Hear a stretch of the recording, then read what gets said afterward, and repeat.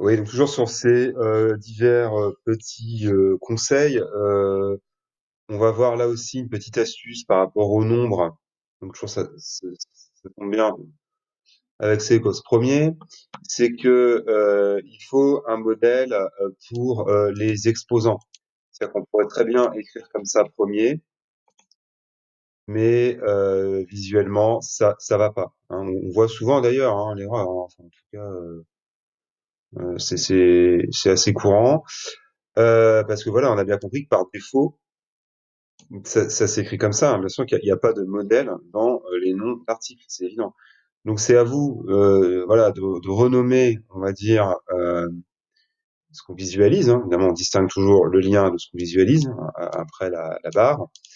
Donc là, pour les exposants, premier ou deuxième, hein, vous mettez une accolade hein, donc pour avoir un exposant, tout simplement. Voilà.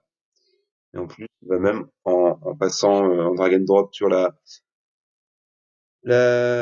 prévisualisation, là, on a, il est marqué premier. Bon, voilà pour ces petites astuces. Donc, autre chose encore, là aussi, ça peut paraître du détail, mais voilà, l'enfer est dans les détails, hein, surtout que certains sont exigeants sur Wikipédia. Et puis voilà, si on a l'ambition de faire un bon article, voire un article de qualité, il faut en passer par là. C'est les guillemets. Alors, ah bah vous voyez, j'ai enregistré un truc qui est pas bon.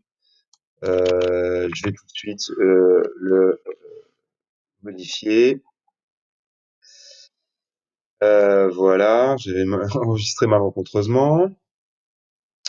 Voilà, alors les guillemets. Vous voyez, moi, là, par exemple, là, c'est moi-même qui l'ai fait, j'ai mis les guillemets qu'il faut. C'est-à-dire que, par défaut, si on utilise les guillemets du clavier, on a, vous voyez, des guillemets simples. C'est pas formellement interdit, hein. Mais c'est à éviter. C'est pas forcément très lisible ni très beau. Alors parfois on peut l'utiliser pour mettre des guillemets dans des guillemets. Hein. Ça je l'ai déjà vu. Ça peut arriver dans des citations à l'intérieur de citations.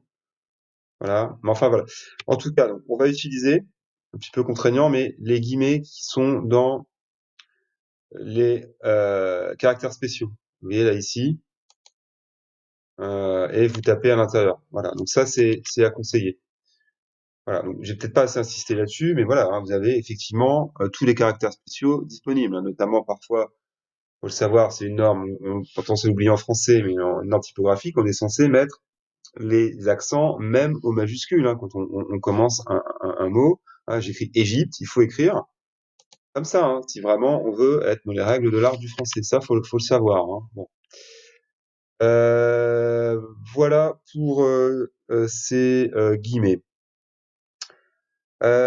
Alors, se pose aussi la question des liens pour les dates. À savoir que il y a une habitude qui a été prise en histoire, hein, c'est de mettre des liens pour les dates, parce que faut savoir, hein, les dates ont aussi des articles. Hein, donc on a une chronologie, hein, on n'y pense pas assez, mais c'est très pratique, très bien fait, surtout pour l'histoire antique. Hein, vous voyez là, c'est quand même assez précis et même assez précieux. Hein, vous voyez, hein, les mecs ont fait du bon boulot. Alors certains disent qu'il faut pas en mettre trop, ben non, moi je pars du principe, surtout pour des époques méconnues. Alors évidemment, si vous dites, je sais pas moi, vous faites un article par un musicien et que vous dites qu'il est né en 1974, on va pas écrire forcément le lien de la date. Enfin, je veux dire, un peu de jugeote, hein, voilà, évidemment. Par contre, en histoire, ça se justifie, hein. Vous voyez, hein, on est clair là-dessus.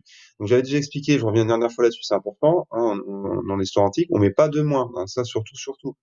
Donc, vous voyez, là, par exemple, je mets une bonne fois pour toutes en début de paragraphe pour être sûr de pas se tromper, parce que parfois les gens sont un peu pressés, ils lisent uniquement depuis les raccourcis de Google, et s'ils sont pas forcément férus d'histoire, ils vont se tromper, hein, avant et après Jésus-Christ. Donc, pour éviter tout problème, faut quand même le rappeler régulièrement, qu'on est bien avant Jésus-Christ notamment.